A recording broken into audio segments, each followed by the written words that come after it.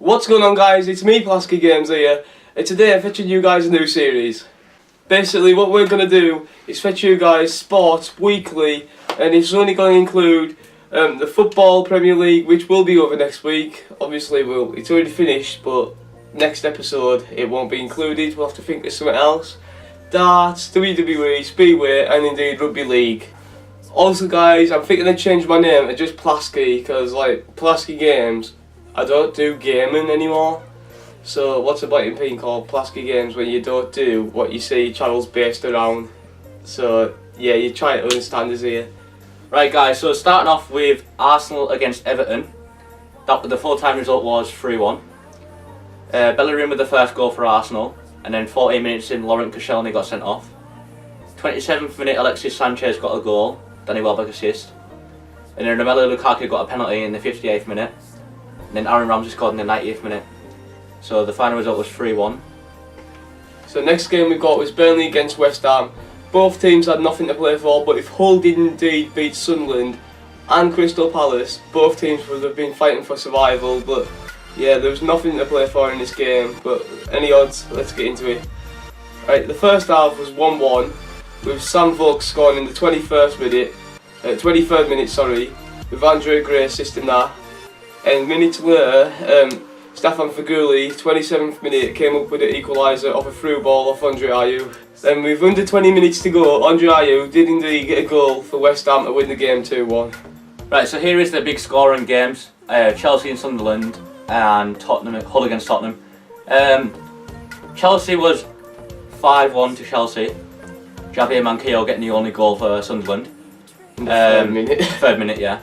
And then it was Willian, Hazard, Pedro, Batshuayi with 2, and that was a full-time result. So then the next game was Hull against Tottenham. Harry Kane got 4. No, he got 3. Got a first half hat-trick, then he got a 4th in the second half, did he? No. Harry Kane scored 3 with Dele Alli in the first half, 45th minute. And then there was Wanyama with 1, and Ben Davies and Alderweireld with the others to add. With 1? So then there was Leicester against Bournemouth. It was 1-1 full time. I mean, I guess Bournemouth kind of had something. No, it was all about pride really. There wasn't really much to finish for. Just saying, that's the first time Bournemouth's ever finished top half of the Premier League table as well. Junior Stanislas got the goal for Bournemouth, and Jamie Vardy got the equaliser in the 51st minute for Leicester. And then there was my team, which this result, if Arsenal won and Liverpool got a draw, all Liverpool needed was a point, wasn't it? Yeah. And if Arsenal won and Liverpool did at the same time, it wouldn't really matter because Liverpool were definitely getting Champions League football. But if Arsenal won and Liverpool lost, then that would be it. Arsenal would get the last Champions League spot. So it was JJ Wijnaldum with the 45th minute goal, Coutinho and Lallana to add to it. It was all round a brilliant performance, good atmosphere, Anfield with bouncing. And then it was Ryan's game, which I'll let him do because it's United. So as you know, it's Crystal Palace beating Hull 4-0, had nothing to play for. I'm not that sure if they had a good squad out, they probably did actually. There's also, I think, was it 16-year-old Josh Harrop got the goal for United? Yeah. Yeah. And Patrick Van Aanholt was playing left winger. So yeah, that's when you know Crystal Palace was like putting a mess about to see like where people could actually start playing, putting a left back in left winger. So yeah, but Man United, as you said before, played a very young squad with Harrop, Rooney, Lingard, Pogba, Tunazabi, McTominay in there. I can't say. McTominay and Mitchell Pereira in this, which is that Romero? His name's Pereira. Wasn't it another way of saying it? And there's Fosu Mensah at left. Is it right back? Yeah, right back. Right back. Yeah. And then the normal partnership of Eric Bailly and Jones in centre back, with Rojo being injured for the next 6 months, and we did indeed win 2-0. Pogba and Josh Harrop with the goals. Just for people that don't know, Timothy Fosu Mensah, which plays for United at right back, who I just mentioned there, he's quite young. His brother plays in Working Reds League, which me and Ryan go and watch every week. I think his name's Josh Fosu Mensah. It's something like that, yeah. I'll search you up on my phone. Yeah.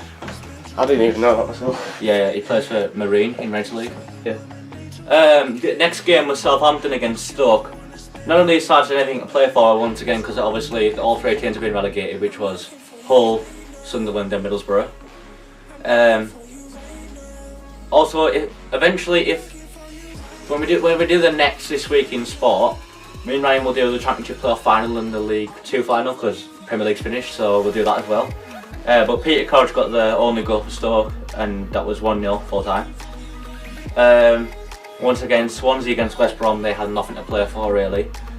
Swansea 2, West Brom 1. Johnny Evans got the goal for West Brom in the 33rd minute, and Jordan Ayew got the goal for Swansea and Llorente in the 86th minute. The last game in the Premier League this weekend, which was the final day of the season, was absolute smashing by Manchester City away at Watford. Company with 1 goal, Aguero with 2, Fernandinho with 1, and Gabriel Jesus? Gabriel Jesus with the last goal in the 58th minute. So that is the end of the football section. Now let's get on to darts. Transfers. We're going to do a transfer rumours section now, and there is rumours because of Virgil van Dijk's Twitter activity. Apparently some of the Liverpool players have followed him on Twitter in the last few days, so everyone's speculating over whether he's going to join Liverpool or not, which I wouldn't mind him at Liverpool, but the only thing is people might take the piss out of it because every Southampton player ends up at Liverpool, but if you look at the players now like Lovren, Lallana and Klein, you can't fault it really, to be fair. He's a solid defender from Holland, so yeah. What do you guys reckon? This will be like the comment section for this week. Do you think Daniel Sturridge will stay at Liverpool next season? I personally think he will, but it depends if he gets played because you've also got Danny Ings coming back next season. Origi could do better. Klopp could get some new signings in. There's also a guy that's on loan somewhere, I think it's Austria or like a weird country somewhere. He's called Taiwo Awanoi. We got him last season, but then he's went out on loan for the full season, and he got the winning goal. No, it isn't Austria, it's a German second league, Bundesliga 2. He got the winner last week for his German side in the 89th minute. He doesn't really appear much, but yeah, that's all I can say really. There has been an offer which has been like rumours for weeks, which is actually just came in an hour ago, and it is official that Pablo Zabaleta has signed for West Ham United. Jesus Christ, that's a big one. Yeah, is he 32? Aye. I still think he's a solid defender, to be fair. Sorry, he hasn't signed yet. West Ham are set to complete the signing of Pablo Zabaleta, and that was at 4 PM today, which is Monday the 22nd of May. So yeah, that was only just about an hour ago. Like what I'm thinking from this though is players like Sam Byram, he can play right mid. He's sometimes at right back, and Mikel Antonio. What they're going to do with them? Because Mikel Antonio, I'd pick him any day over Zabaleta. Yeah.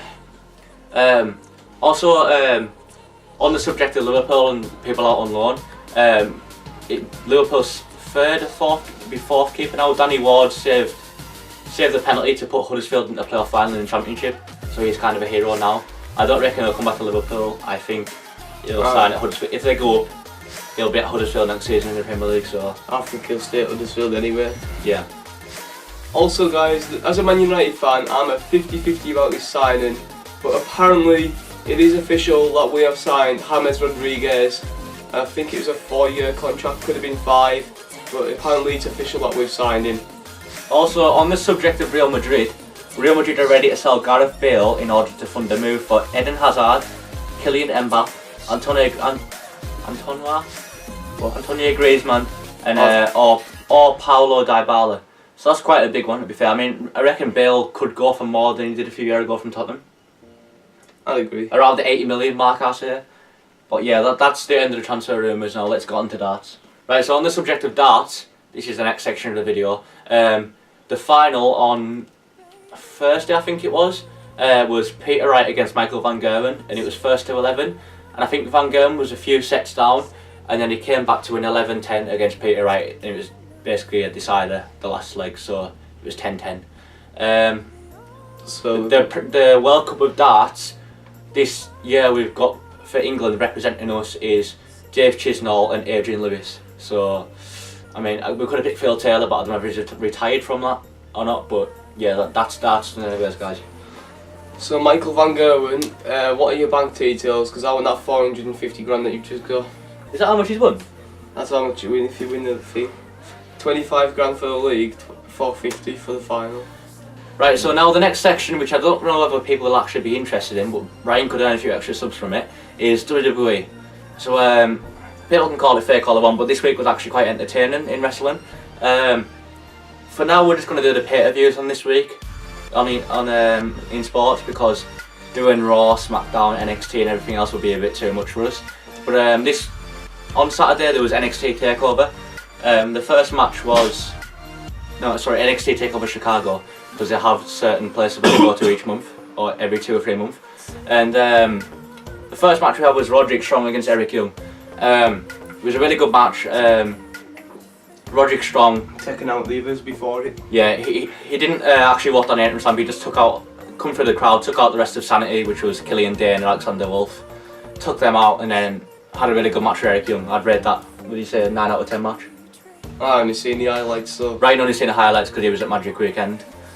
Which we will speak about later on in the video. Second match was actually match of the year content, absolutely amazing match. What would you say from the highlights? Out of 10? About a 9. A 9 out of 10, really? I would say it was a match of the year contender. It was Pete Dunne versus Tyler Bate for the United Kingdom Championship, which has only just been introduced in the last few months. They actually did a tournament for it in Blackpool in January, which me and Ryan were going to go and vlog, but there will be some time in the future where me and Ryan will go to a wrestling match and vlog, or like a wrestling event. But the champion was Tyler Bate, the challenger was Pete Dunne, and it was an amazing match, one of the best matches I've ever seen, hard hitting everything, and Pete Dunne came out the winner. And the third match was Ruby Riott versus Asuka versus Nikki Cross for the women's title. I'd rate it about 3 out of 10. Women's wrestling's got a lot better nowadays, but that was poor on the scale of 1 to 10. I didn't even watch the highlights for that, but Asuka come out with the win. She's been unbeaten for about 295 days. She's still holding the title. The match that should have been the main event was Hideo Itami versus Bobby Roode for the NXT title. Every single NXT title match lately hasn't been up to his standards. The entrance was good by Bobby Roode with the whole piano thing, when his entrance music came on and they had the whole piano cinematics and stuff like that. But I'd rate it about 6 out of 10. It wasn't that exciting. For once, we actually didn't get any CM Punk chance apart from one, because it was in Chicago. It was when Hideo Itami went to hit the GTS, which was CM Punk's finisher, on Bobby Roode, but it didn't happen.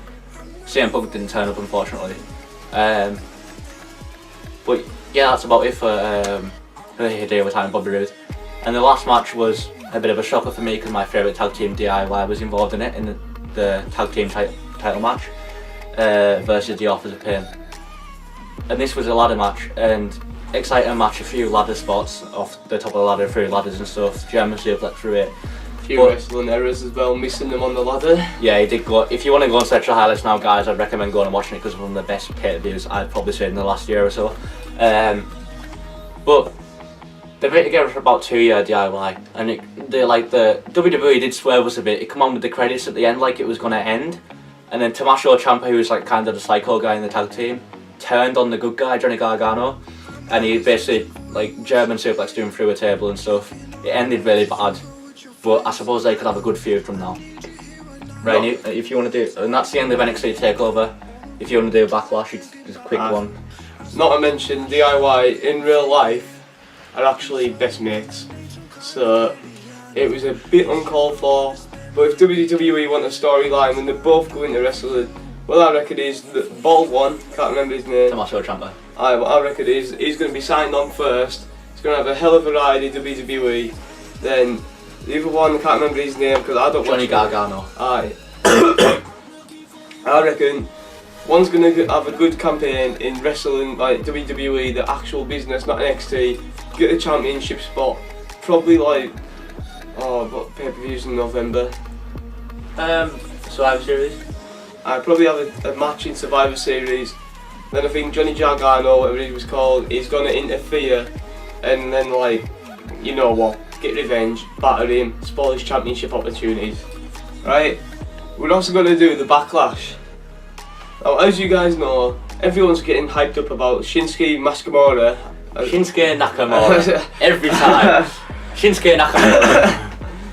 But personally, I think that it was a bit scripted having his match first. Well, obviously it's scripted, but I reckon it was scripted for him to win as the first match. Like, if Dolph Ziggler won, I reckon the whole pay-per-view would have got booed. So I reckon that putting that match first, WWE wanted it there. And personally, I wouldn't have said it was the best of their views. Yes, he won, but I also think personally he got battered kinda. I know it's like scripted what to do in the ring, but he didn't put the best of fights up, but he still won the match, and about 4 out of 10 for entertainment. Right, can I just say something? Shinsuke Nakamura come from NXT as well, and his matches in NXT were from what I've seen, were a lot better than the one he had at Backlash. So hopefully the next pay-per-view can impress, but you never know. Well, next match was Sami Zayn, Baron Corbin. I mean, altogether, I don't think the pay-per-view was really good. I think NXT TakeOver stole the weekend because Backlash wasn't really impressive for me. But Sami Zayn picked up the win.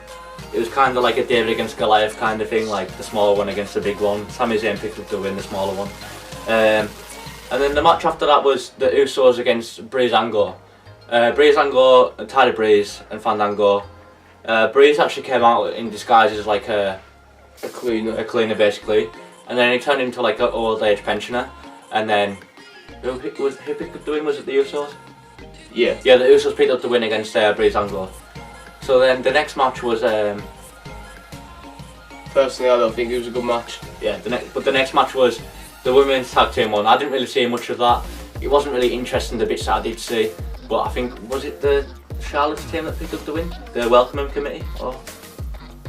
In the 6 women's tag team match, Natalya dragged Becky Lynch's hair to the floor and got her in the sharpshooter, causing Becky Lynch to tap out, which was like, I wouldn't say it was scripted, but I'd say that it was a lot of pain, because like Becky's partners, they were out on the ring, like they weren't unconscious, but they'd just been taken out basically.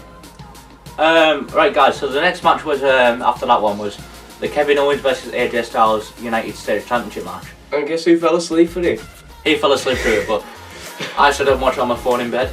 But yeah, Kevin Owens picked up the win by it was count out because Styles got his leg caught in the table and he couldn't get out, so it was count out. But that match was the match of the night, I'd say, because there wasn't really many good matches. But yeah, Kevin Owens come out with the win by a count out.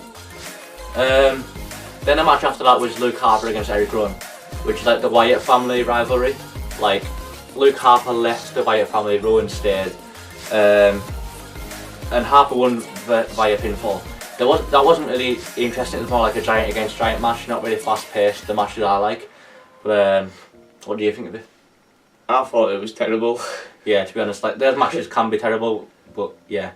And then here's the letdown on the pay-per-view, the main event. And I knew this was coming for months. As you can tell, Rusev's been out for about 6 months now, and WWE have indeed scripted this, as Lana has not been involved in the wrestling business for that time as well.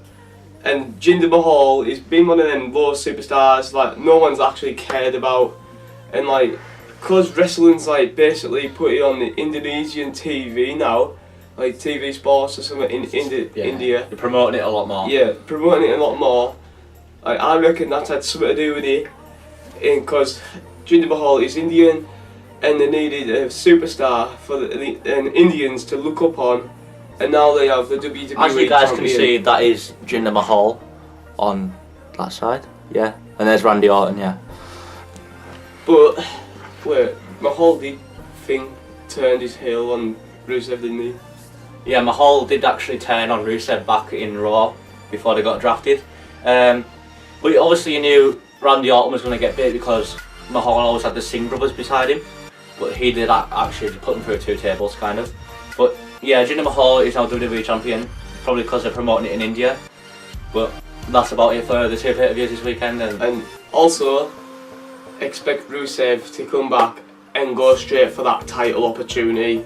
Right guys, so this is my orange section that I'm doing this in this video. I've got one which is Speedway, Ryan's got the next one which is Rugby League. Starting off with the Speedway GB Championship, which is like just like football, middle league basically before you get to the top league. Our local team working got an impressive 51-42 win over Edinburgh on Sunday. They're the top of the league. I'd say the highlight of the night was Matt Williamson, our reserve, scoring I think it was 12-11. But yeah, he's been on fire lately. Ipswich Witches are up to second because they beat Scunthorpe away. In the last hit decided 46-44. That's about Newcastle. Basically beat injury hit Peterborough team 58-34 at home. With three of their riders scoring top points and never got beaten all night. And that is it for the Sunday matches. And as for tonight's matches for the top two leagues, there's none for the Championship, which is Workington's league, but there is Wolverhampton against Swindon tonight, which is Frederick Lindgren against Jason Doyle, the top two Championship leaders in the world, against each other. And that's the only match for tonight, really. Kind of like, I don't know if you call it transfer news, but for the National League, which is the bottom league, Buxton has moved to sign reigning British under-19 champion Max Clegg alongside Ben Basford. Yeah, that's about it, but there is also Tero Aranio has signed for Scunthorpe because he was like for free agent. Ipswich went away at Scunthorpe. Newcastle beat Peterborough. And yeah, that's about it for Speedway, really. Right, the last thing of the video, the Magic Weekend. As you guys will know, if you are a loyal subscriber and watch most of my videos, in my Q&A last week I did mention that I was going to the Magic Weekend event, and as you will have seen, I did indeed put one video up, but I put that up in case George Williams did get that kick and stole the game in the last few seconds, like 30 seconds left on the clock.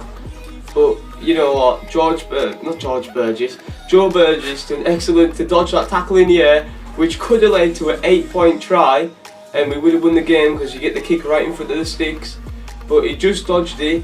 If there's any contact on him there, that would have been a penalty try. That's what I reckon it went up to the video ref for, as long as onside and if he grounded it properly.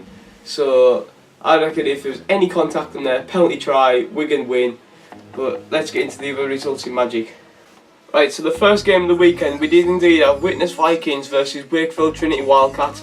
Now, as you guys will know, if you do watch Super League, Wakefield have been one of them teams this year. You can't back down. They've came back from losing positions. They're a mid-table team. They're doing excellent for themselves, considering last year they were in the bottom four. Did they finish bottom four? I think they might have just survived it, actually. Personally, me, I was expecting a lot of a closer game. It was Witness Vikings 12, Wakefield Trinity 34, and to be honest, 16-0 at half-time in front of 35,000 people. All the Witness fans were like booing the referee and that. I mean, your defence was shocking, no offence if you're a Witness fan, you just did not show up on the day. And Rangi Chase on his debut, well, contracted debut to Witness Vikings, honestly, it was awful, to be honest with you. The scorers and the odds for Witness were Ryan Ince and Hep Cahill, and the goal kicker, ex-Workington player, well, he kind of counts as an ex-Workington player. He's been on loan since the start of this season, and because of injuries, Witness wanted him back, is Ed Chamberlain with the 2 kicks from the tries. Wakefield just ran right through them in the tries. Scott Griggs picking up 2, Riesling with 1, Ben Jones Bishop with 2, and Matty Ashurst, I don't know how to say it. Ashurst with 1, and yeah, there were actually some good tries. I mean, Ben Jones Bishop, the diving try into the cornering, if you guys seen that, just dodged the tackle, went over him, hand over the ball like that, and yeah, he got the try. Now, personally, Witness's defensive game was awful, the kicking game was awful, just everything Witness done was awful. Sorry if you're a Witness fan, but it was just awful in general. Now, you thought Witness were awful, there you hear this scoreline. Hull FC versus St Helens. Right, Hull FC last season finished first in the league, and yeah, personally, no they didn't finish first, they finished second. Just ignore what I said there. They did indeed get absolutely dicked by Warrington in a massive build-up. just so we don't forget, this has literally just came through as recording this video. David Moyes has resigned at Sunderland. So, as I was saying, 19-0 at half-time to St Helens. Hull didn't know what to do on the ball or off the ball. The defence was all over the spot. But credit to St Helens, they were absolutely amazing on the day. The fans got behind the team, and that helped them in my opinion. Whereas Hull fans, they didn't really get behind them as much, I thought. But you know what? Like, Saints on the pitch, absolutely annihilated, and the final score was 45-0. Personally, I think the drop goal was to take the piss out of them. Right, Hull scorers, literally none. So we'll get on to the Saints ones now. Alex Walmsley with 2, Ryan Morgan with 1, Morgan Knowles with 1, Lou McCarthy Scarsbrook with 1, Tommy Makinson with 1, and Regan Grace, who's 19 years old or 20 years old, with like his 5th try already for Saints in about a month and a bit. He's only came here since he joined the week before Easter Monday, so he's been here about just short of 2 months, and he's already on about 5 tries. And Mark Percival with 6 goals, and Matty Smith with 1 drop goal. The final game on the Saturday, Wigan Warriors versus Warrington Wolves. In other words, what people were calling the Magic Weekend event, the big one.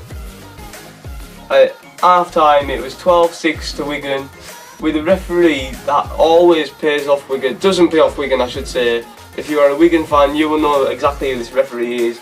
Ben Filler. He just does not like us at all. But yeah, Liam Marshall, Super League, no, not Super League debut, Magic Weekend debut, 3 tries and 1 disallowed try. Personally, with his first try, he scored it literally right in front of me. I thought he was going to get taken to video ref because he went to run under the sticks with no one there to tackle him, and he did slip under the sticks and he nearly fell off the pitch. In fact, I think his foot did fall off the pitch, and I can't remember if the referee went to video ref to give it, basically because like it could have been no try. I've seen it given before in rugby league where the player stands still, being cocky, walks under the pitch, walks under the sticks, sorry, for an easier conversion attempt, and then he falls or knocks the ball on. But it was slippy conditions. It'd been raining before Magic Weekend actually kicked off, and you know, Liam didn't get the ball down. The second try for Liam Marshall, he did indeed intercept the ball, went 90 odd metres with the ball, only just getting there actually, and he scored that.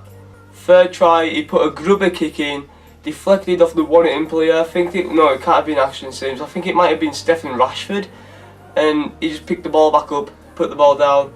But Warrington ran riot for like the majority of the second half, all the way to the 75th minute, and basically they scored a try with like 6 minutes to go, or 2 points, sorry, with 6 minutes to go. And Wigan out of nowhere, the 79th minute equaliser, Joe Burgess, excellent catch into the corner. Could have been given as a penalty try in my opinion, if there was contact. I'm not sure if there was. But you know, we got a pointer from it, and George Williams could have stole the game. Don't blame him for missing it, he's not a goal kicker. Wigan didn't have a goal kicker available or on the pitch or on reserves. So, you know, it was our only best option really, so you can't blame him, as it was at the angle as well. The first game on the Sunday was indeed Catalan Dragons against Huddersfield Giants.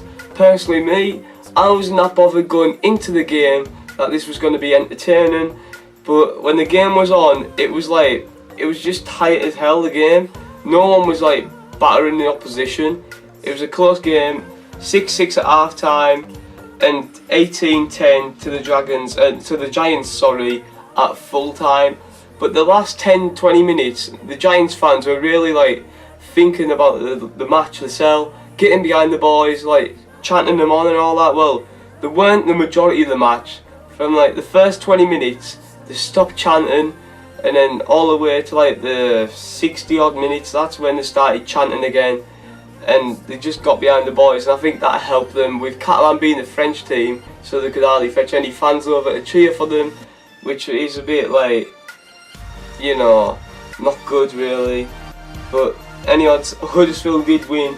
Richie Myler, an ex-Town player, Ian Thornley scoring for Huddersfield, not Huddersfield, for Catalan, and Luke Walsh kicking a goal. For Huddersfield it was Lee Gaskell, Sam Rapira, Sam Rapira and Adam O'Brien scoring the tries, and Martin Ridyard with three goals on his debut, signing from Lee. Personally, this was my favourite game of the weekend, high scoring, and the action on the pitch was just amazing. Half time it was 12-24 to the Salford Red Devils, and personally I thought it could have been 24-24 to be honest, but Salford's defence was tight. Lee's attack wasn't the very best at the second half of the game, in the first half, but as you know, 24-12 at half time, as I just said, with the full time score being 36-22 to Salford Red Devils, so 12-10 in the second half to the Red Devils. And yeah, Matty Fleming, the try scorers for Lee Centurions were Matty Fleming, Mitch Brown, Ben Crooks, Matty Dawson and Josh Drinkwater with 3 goals as well. Now, for Salford Red Devils, it was Bern Murdoch-Masilla who also got man of the match with 2 tries, Chris Wellham, Greg Johnson and Niall Evalds with the tries, Gareth O'Brien and Michael Dobson with 3 goals each as well. Adam Hickson, yes it was a red card, but he literally just clotheslined him, which you can't do in rugby league, and I agree it was a red card, but it spoiled the game, it made the game one-sided, and if it wasn't a red card I reckon the score might have been about 30-28 to Salford, or if Adam got over his cell I reckon that Lee would have stole it. Time to talk about Classy Cassie, and they did show up the second half of that game. At this Castleford game, me, TJ and Jordan Humes were there, who's seen in my football videos, and honestly half the ground was full of Castleford fans, most were Leeds fans as well, and the rest were just like regulars like Wigan fans, other fans like St Helens, Lee, Salford, all that, staying for the day. And yeah, personally the first half was an absolute thrilling match, 6-6 at half time. And then second half, Classy Cassie and Greg Eden showed what they could do. Luke Gill with the first try of the match, Greg Eden with a hat-trick in the second half, and Tom Holmes with the winning try for Castleford. And yeah, they also kicked 4 goals and a drop goal by Luke Gill. And the tries for Leeds were Callum Watkins, Joe Moon and Liam Sutcliffe, also with Liam Sutcliffe kicking 3 goals. But the Castleford defence and the attack from Castleford and the day was just absolutely amazing, especially second half, keeping Leeds out, keeping them in the keeping them in their own half in fact. So yeah, honestly, Castleford were just absolutely class. Now I am aware that these videos are going to be about 20 minutes to 25 minutes, but people might enjoy them, so we're going to fetch these every Tuesday, Monday, except this one's going up on the Tuesday. Yeah, I am aware that these are going to take ages for you guys to watch, and it will get boring some of the parts, but any odds guys, it's been me, Plasky Games, and also this was Jordan's idea to fetch you guys this. And so, also like, leave what you think about these videos, whether we should carry them on, because obviously if it doesn't get much response we might stop them, or might have to cut them down a bit, because I'm aware people might not be interested in WWE, Speedway and Darts. It could just be Premier League and rugby. Yeah. Or we could do work it in Reggie's League and maybe some other football leagues and rugby league, but it's up to you guys really. So as Brian said, it's been him, Plasky Games. Yeah, but seems like these videos, well this video is definitely going to be 20 odd minutes long. I will try and cut them down to the best bits, and the bits that won't like be boring next week to like probably like a 10-minute video, and the rest of the week's about a 10-minute video as well. But anyways guys, it's been me, Plasky Games. Right guys, also we need a name for these videos, because I will call it This Week in Sport. I've been looking at like, see what we can call it, because obviously we know Will and E does This Week on the Internet, which is like translated to Twatty. I did look at calling it Twins, but that didn't work because it's T-W-I-S. If you added the N onto the I, it'd be Twins. Like, it's up to you guys what you want to call it. No, because you can have like a name for it, can't you? Oh. Like, instead of just This Week in Sport, you can narrow it down to Twins. Oh yeah, in like a bracket, if you know what I mean, guys. But yeah, like, it's up to you what you want to call it. obviously don't come out with something like twats or something like that because that would sound shit, but like, yeah. So, yeah, it's down to Ryan to do the outro. Hi guys, thanks for watching. If you did enjoy it, come back next Monday for more. And it's been me, Plasky Games. Peace. We're recording for 50 minutes.